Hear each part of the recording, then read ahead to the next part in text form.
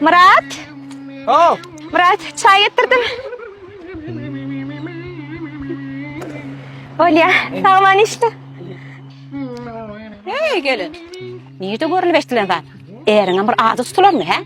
Ne mi? İle batıracak olayan mı? Murat diyen ol. Kaydıp adını tutayım ben. Başlan enesi.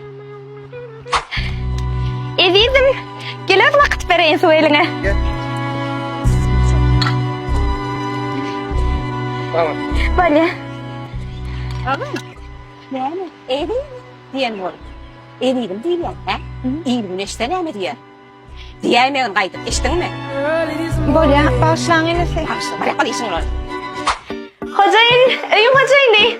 Oh, Nahar tayinler. ha. Vallahi barana. Hocayın yen ol. Şu hocayın yani ne? Dünya meni ilerdim. O hocayın oraya sen bir kırmızı he? Başlan, Olya başlan enesi. Değmem anne. Hadi maşina.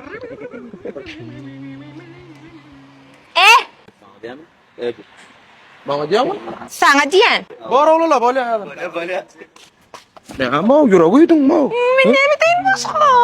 Diyen mi? Ne mi diyeceğim? Diyeceğim sen kalan ok Murat diyeceğim. Ben kalan ok hocayın diyeceğim. Ben kalan ok edildim diyeceğim. Ben kalan ne mi diyeceğim? Lemok değil bolçom lemok. Ha. Ya dedim ben. Yiyeceğim kakama ne kirli yüzün yan motos olur ya yüzün. Ne yüzleniyor? Ha görürsün. Ece! Kakam çağıraydı.